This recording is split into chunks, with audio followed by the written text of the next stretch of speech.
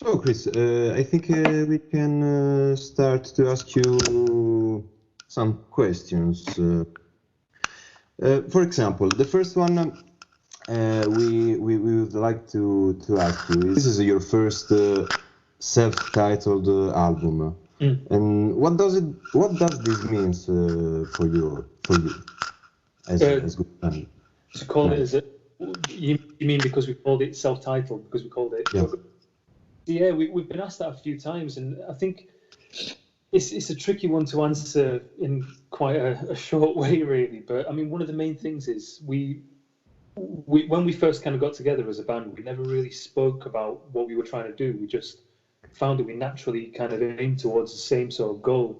You know, we were aiming towards the same idea musically, and we never really discussed it. And we always knew there were things we could do better, there were things that we could add, new things that we could make with the music. And we've always been trying to do that and keep adding these techniques, adding these styles and genres and piecing these things together until we kind of get as close as we can to what we're trying to do with each album. And it just felt like with this one that the closest we've got to that realization of what we've set out to do as a band, you know, what we've tried to kind of make the music about. And in the past, we've always found when we've kind of got to the point where we think about titles, sometimes, you know, a track will have a title right from the beginning. You know, we'll know what the music's kind of, maybe it's something that we've got that's personal, maybe it's something that we've used as a foundation for the track. But quite often we find that we try and find the title after the track's been written. We try and keep it a little bit abstract. We want people to be able to take what they want from the music, and we want anybody to be able to listen to the music. It's not for anybody in particular, anybody of any background or culture or, you know, age or anything. It's for anybody to take and make what they want of it. So quite often we try and make the titles a bit abstract so that we don't dictate things too much.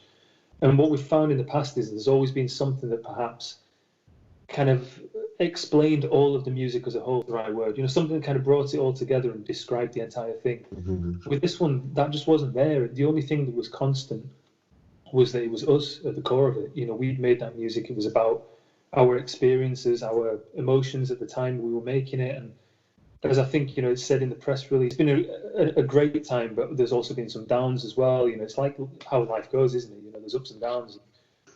We put all of that into the music. And when we came to think of a title, we just thought, well, it's Gogo Penguin. It's us. You know, it's the closest we've got to really being honest. And yeah, cool.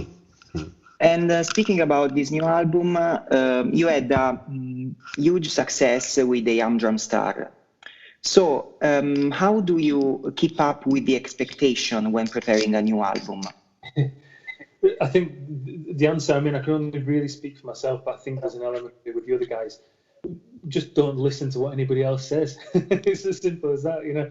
I think that's not quite true. I think we're always keeping our eyes and ears open because you never know where inspiration could come from. So it's important to make sure you listen to what other people say and what other people have to say about their own ideas, their own thoughts, emotions. But it's important when we write that we make sure it's just what we want to do. It's nobody else's opinion matters at that moment in time. And even when we've written it, there are people that are going to like it, there are people that are going to hate it.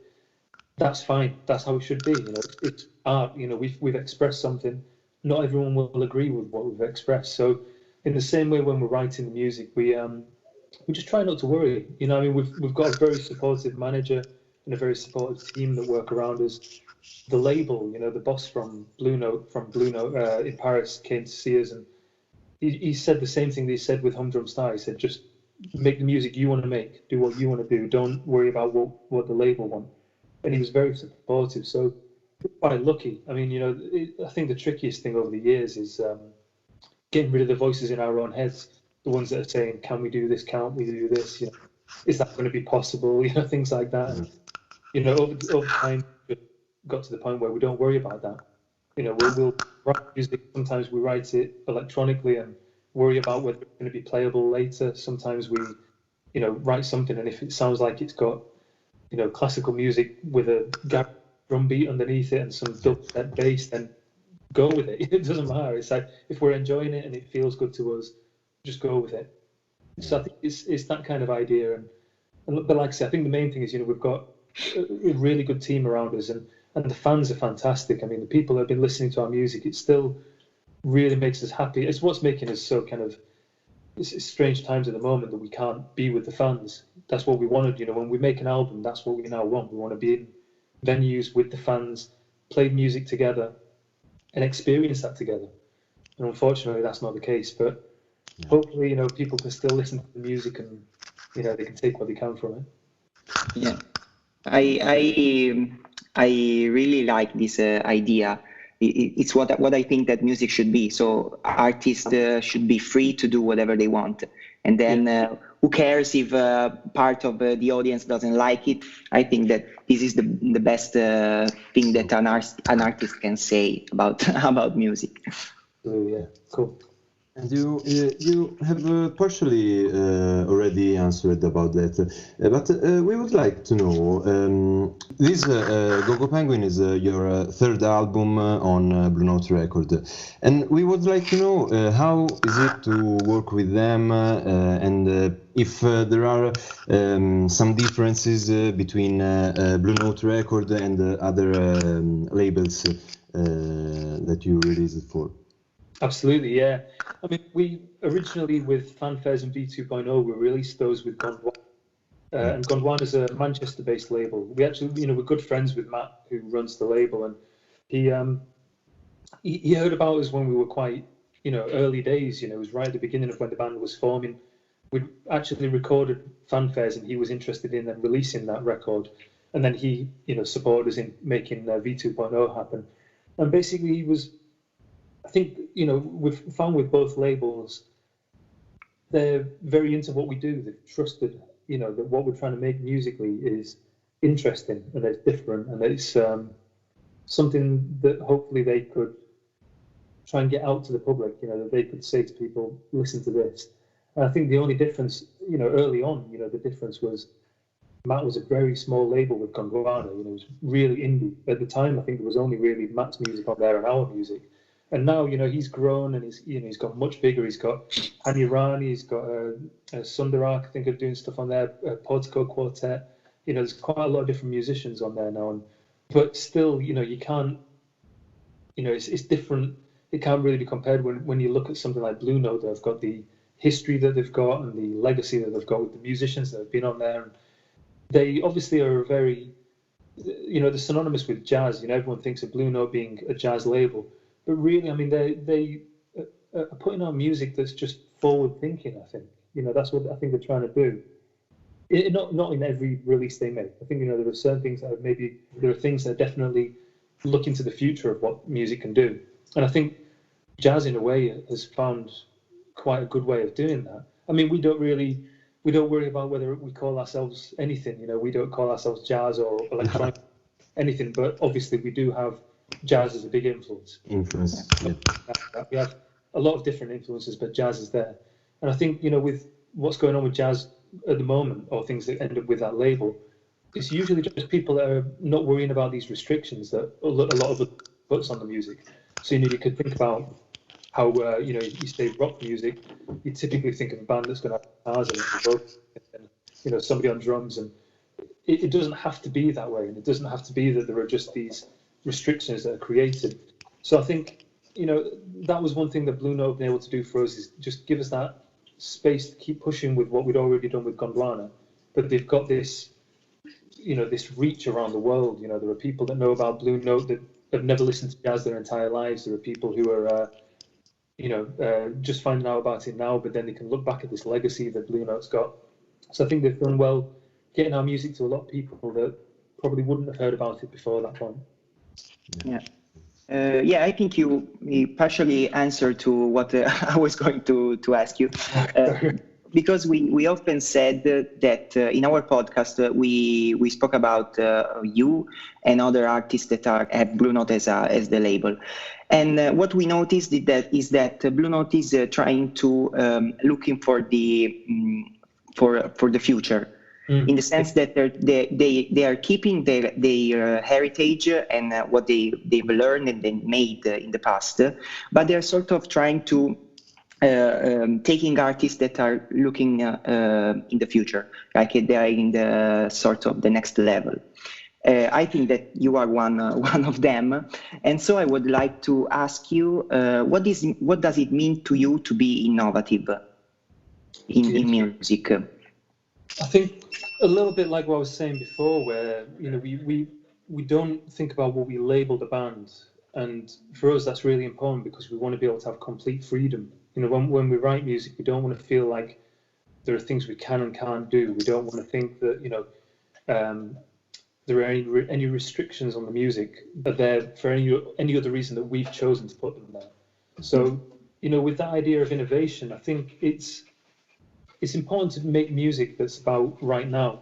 And for us right now, the only thing that we can do, as it is with any true kind of expression, is comment on what's going on for us right now. Mm-hmm. So, we draw from our own experiences, we draw from things that we're interested in, like, with Humdrum Star, one of the kind of main concepts was the idea of space exploration, looking at ourselves from this distance of, the way the Voyager turned and looked back at the Earth and could see this blue dot, and the way that then changes our perception as a race. So, this whole idea of the overview effect, people who go up to space can look down at the Earth, and it creates a different way of thinking, a different mindset.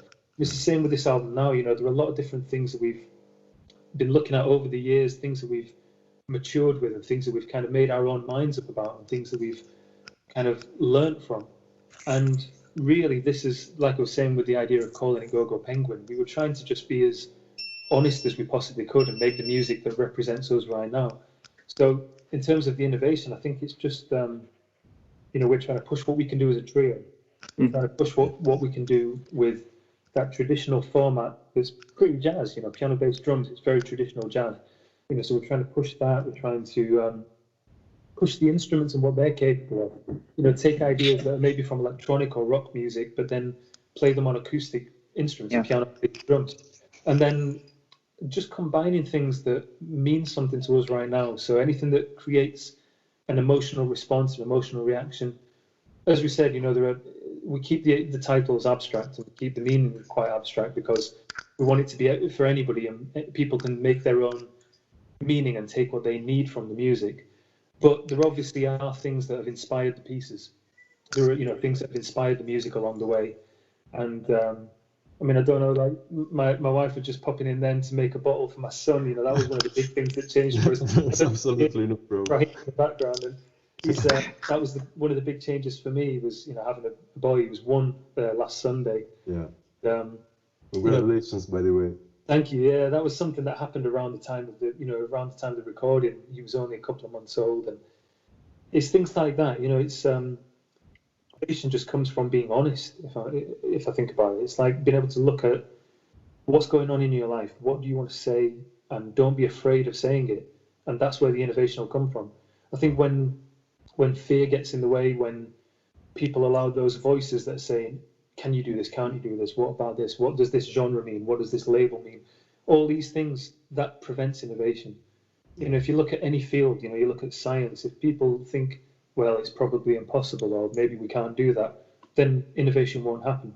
Or maybe it will, but it'll just be by chance. It'll be luck that'll create it. Whereas I think if people just think, let's not worry if it's possible or not yet, let's just try. That's where innovation comes from, I think. Yeah. I agree with you. That's very, very interesting. Yeah, for sure. And but about the document that your manager sent to us, you said that this time you had 6 months to work on the new album. Did this have changed some ways how you produce music, how you compose? And maybe I was reading that in the previous albums you had maybe 2 or 3 weeks to complete the tracks. But this time it was different. You gather all together at your place, if I'm not wrong. A little bit of a mixture, really. So I think in the same way as like with previous albums, we write in very different ways for different tracks. So it's not like there's just one method. But what we found this time that was very different from before was just the amount of time that we had to kind of work on things. So unfortunately, I mean, I say unfortunately, it's been great that we've had, the development of the band has meant that we've been, going out and touring and traveling around the world and getting to play. And I mean, it's been incredible as an experience for us. But the problem with that is it's meant that we don't have much of an experience between going and touring and then going and recording. And then we're straight on tour again, then we're straight back to recording. And there's not that variation in between where where I go and have a boy, baby boy, or or you just, somebody goes on holiday for a bit, or whatever it might be, just other things that are part of life, part of being a human, So a big part of that meant that we had more things to draw from, more experience, and more places to kind of find quite personal inspiration from, things that meant something to us individually. And then on top of that, it just meant that we could get together and play as a band, where we've not had that time in the past for a while where we could just experiment and just try things, where we weren't worrying about, we need to write tracks right now, So when he says 6 months, it's more like, at the beginning of 2019, we weren't really writing music for the album. We were just playing together. We were jamming ideas. We were doing things like, we'd find tracks and music that we liked by other people and just try and learn a little bit of it. So some of it was electronic, some of it was acoustic. And just to see how it felt to kind of think like other musicians, think differently from what was going on in our heads at that point. And then we just had time to be able to take each of those individual ideas. We started with, I don't know, maybe 40 or 50 different little sketches, or, and I'm talking, some of them might have been bigger, but some of them were 3 or 4 chords that we just liked, or some were just a basic drum beat that we wanted to kind of develop something around. But we had the opportunity to just jam, just to be able to say, there's an idea, let's just see where it goes and just play. And a lot of those ideas got thrown away. A lot of them kind of pieced together and joined to make one track. So originally it was maybe 3 or 4 ideas that we thought might become separate things, and they ended up becoming kind of one track that ended up on the album. And then we had a bit of time after that where within that 6 months we went on tour a little bit again, and then we went a little bit of time just to have space, on holiday. I say on holiday, it was when my wife was due, when the baby. So the other guys went on holiday for a bit, and I made sure I was ready for when he arrived. So, but still, it was time away from the band, time away from each other, and just time to be more. Rob was able to be with his wife now. It was his fiancée, but she's from Japan, so they had that together. Nick had time at home with his wife and be able to just, see family and things like that. And so it was important that we had that balance. And then after that, we came back to it. We went into the studio, and you're right as well. You were saying about our studio. So we, over the last few years, we've finally have enough money as a band that we've been able to put some money into a studio that we've been building together. And we were building it ourselves. It's like I don't know if you've been to Manchester. There's a lot of old mills that used to be like fabric mills and things, and there are some spaces now that are getting repurposed, so people can take a room and do what they want with it. So we ended up with this space that we've actually built a proper little kind of soundproof studio inside, and it just meant we had our own space. Before that, we've done everything from trying to hustle spaces anywhere we could find them, going back to Salford University where Joe studied and trying to borrow rooms even though we're not students anymore, anything like that, trying to do whatever we could. And now instead we had our own space, and the difference it made was amazing. Being able to just each day, we could, get on the bus from where I live just down the road, go into town, walk up to the studio, and you just walk in and it's our space. The piano's there, the bass is there, the drums are there. And we just work and there's no distractions. So, and then when we went to record the album, we had 2 weeks. It's a studio near Leeds, and unfortunately it's not residential anymore. We were the last band, as far as I know, to record there whilst it's still residential. So we were staying there for 2 weeks, and it was amazing because even though it was quite close to home, it meant that we had that security that, again, for me, if I needed to get home to see my boy or my wife, if they needed help, we were close enough, but it was far enough away that we could just stay there with no distractions. And it was really, really good experience, and really good studio, good equipment. And I was laughing with somebody the other day in an interview. We were chatting, and they were saying, "What made you want to record in Leeds?" I said, "Well, we hear about friends and bands who go to LA to record, or in South Italy, and it's just beautiful scenery everywhere. And we went to Leeds, just down the road. But the thing is, all that we wanted was, good equipment and a space where we weren't going to be distracted. Yeah. All we needed, and it was so much fun. I like to cook, so I was cooking each day for us, and we'd have like family meal. We'd all sit together and eat together. I took my Switch, so we'd be playing at night to relax, and things like that. Just really good experience. Yeah. Okay, cool. Nice. While you said so, but while I was listening to the album, I noticed that it is more emotional and deep, in the sense that when I actually listen to it, it kind of sends me vibrations that are different from your previous album, and you said so too. But when you listen to the whole album entirely, did you notice this thing, or it's just that? That it is more emotional, but it isn't actually to you. I don't know if it's clear. I think for us the difference is we don't really see the difference as much as other people, because we're working with it every day. So the day that we do something, it's like a tiny little development.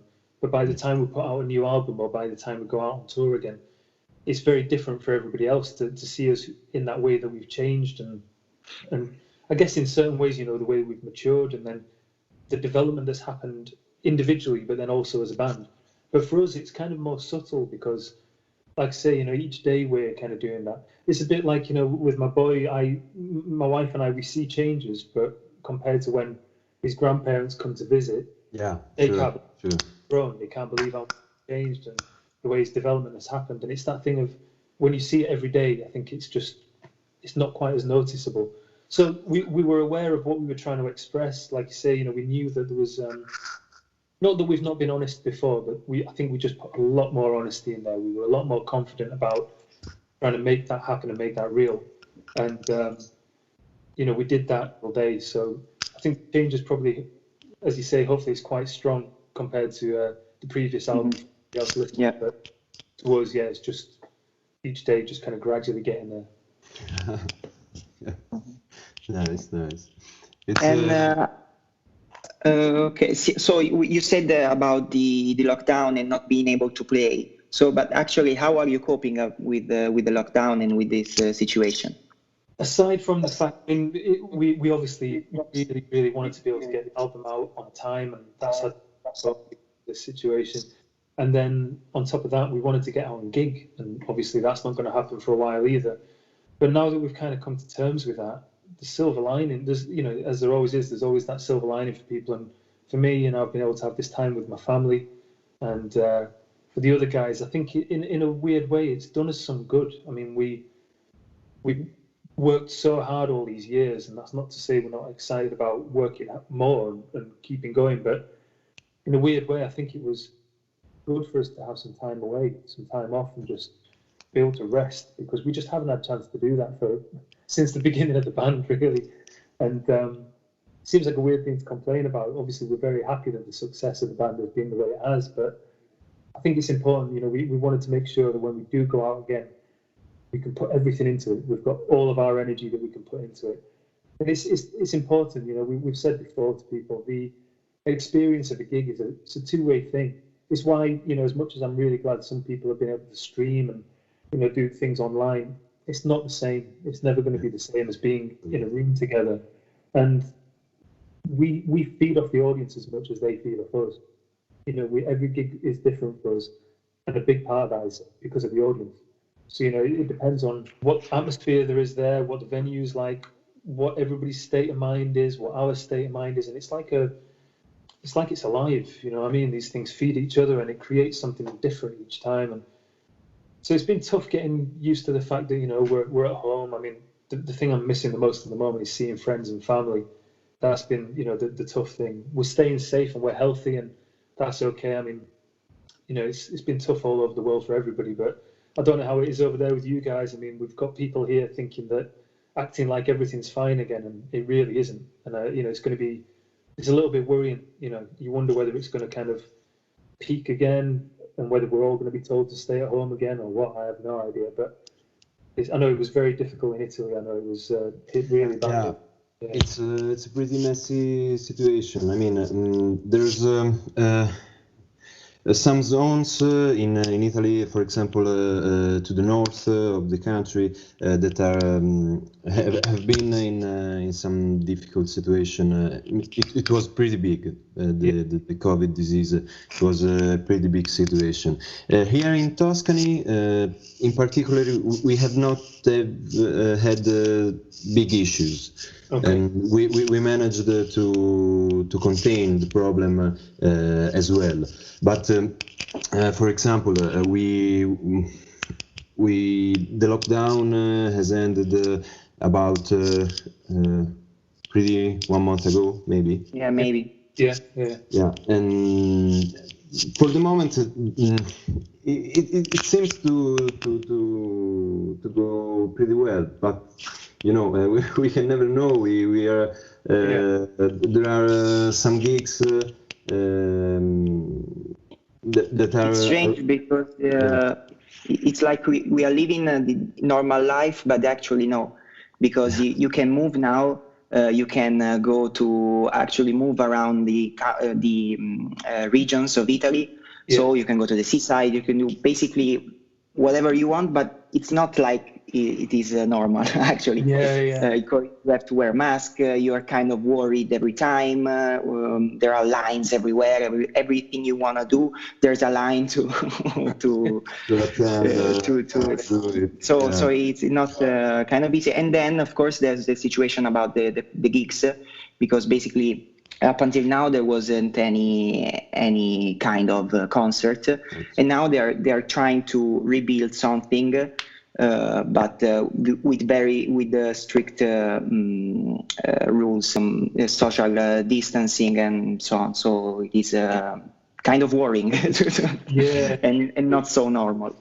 Yeah, it's a really difficult one, because obviously as soon as we can, we want to get out and play some gigs, but there's so many complications. There's the fact that each country has its different rules. We don't know what it's like with the airports and having to fly. It's a tough one. I mean, we've done so much flying before, and even when we've been around, you get off flights sometimes and feel sore throat, because of the circulated air in the planes. And, it's kind of scary, but I don't know. I think the key thing I keep thinking myself, and saying it to other people and hearing other people say, is just trying to be patient. Remembering it'll pass, and I think after all of this, the same as it has been with these sort of big things that have affected people worldwide in the past, I think people are going to want music and art more than ever. It's just so important to people, because of the way it brings people together, because of that connection it creates. And fingers crossed, once everything settles down, we'll be able to get back out and join in with all of that. Yeah. But have you still some tour dates that you will attend at the moment? At the moment, I think we're having to kind of just take it every day as it comes, because we've got things that we've had booked in that we're kind of staying optimistic and hoping that it might be okay. But again, sometimes it's not really up to us. It's up to the individual governments, up to the individual countries, and how they're going to make things work. And then at the same time, we have the difficulty that I think a lot of people don't realize with bands, where it's a business, and for us to keep operating, for us to keep traveling, we need to be able to make money. It's not about us making money. We obviously need to make money individually as a job, but more importantly, we have to make money as a business so that we can keep traveling, getting to different places. We have to be able to pay for the hotels for where we're going to stay, or the transport in between. And if we're not able to put enough gigs together, then we'll end up losing money. And if we lose money, then we can't afford to do the gigs. So it's a really tricky one. It's like a weird balancing act at the moment. We just have to stay optimistic, hope that enough places will be sorted that we can kind of do our thing, and that each place sorts its thing out as well. That the airports have got organised, airlines are sorted so that we're not having to worry about travelling. And so at the moment, to be honest, I have no idea. Yeah. We get back with our management and agents now and again, and they're saying the same thing. It's, every band is in this position right now, and there's no answer. There's no, clear, we'll just do this and then it'll be okay. It's like, well, we'll try and do this. Let's see how it works, and we just have to play it all by ear at the moment. Yeah. And Chris, I have another question. Last year, in 2019, after the release of Handrum Star, you've been involved in a project of the sonorization of the Godfrey Reggio's documentary Koyane Scarsi, right? And that led to Ocean in a Drop EP. Yeah. What can you say about the live soundtracking and about this experience? Yeah, so it was originally, it came about because we were asked to take part in a project in Manchester. There's an arts venue called Home, and they have a theatre, some cinema, screen rooms, a small kind of a gallery where they put different art kind of shows on, and then a bar, restaurant, cafe, all that kind of thing.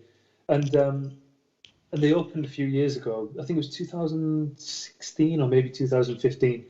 And they asked if we'd write music for a silent film. Yeah. And the film that we wanted to do was a Japanese film called A Page of Madness. And unfortunately, we couldn't get the rights to it. There was this complication with the person who owned the rights had died recently, and they didn't know now who owned it, and we couldn't find out. And so it was one of those situations where we're like, well, Rob suggested Koyane Scarsi, and we thought it was a cool film, maybe we could do that, but obviously it's not a silent film. It had the original score, Philip Glass score. So we suggested it, and they asked Reggio and Philip Glass, and they said, yeah, go for it, do your thing.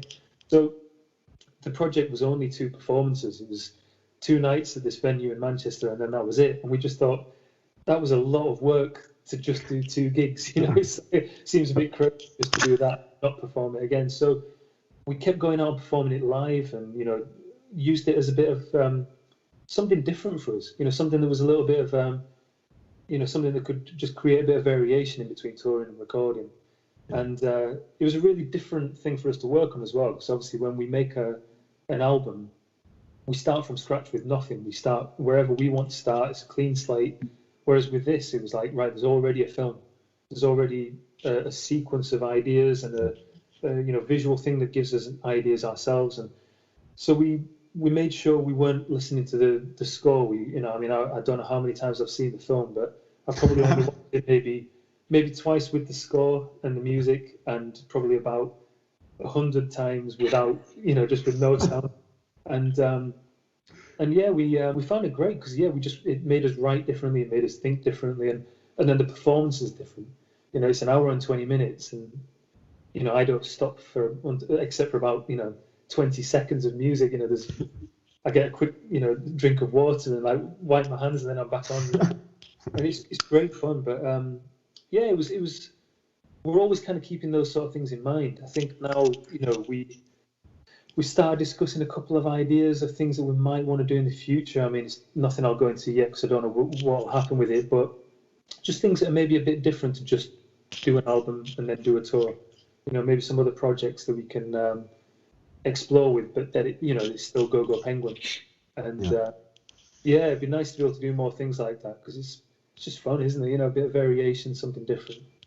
I've seen some videos on YouTube about that concerts, and they are very, very cool. It was cool. Thanks.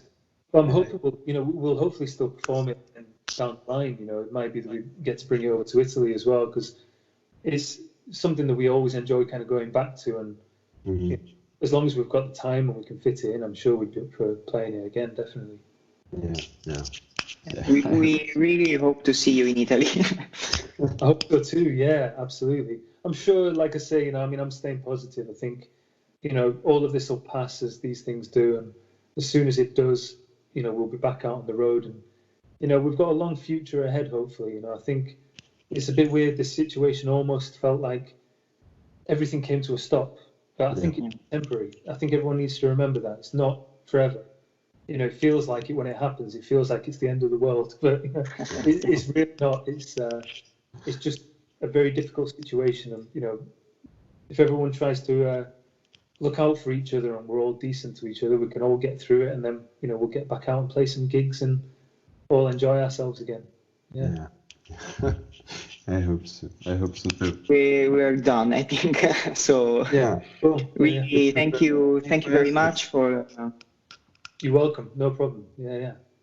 Thank you. And good luck with the future, and really, we hope to see you soon here in Italy. In Italy. As soon as we're over there, be sure to come and say hello if you're at a gig. You know, we'll. Yeah, for sure. Absolutely. We have a lot of records to sign, so. All right. Yeah. Nice. We'll check you out.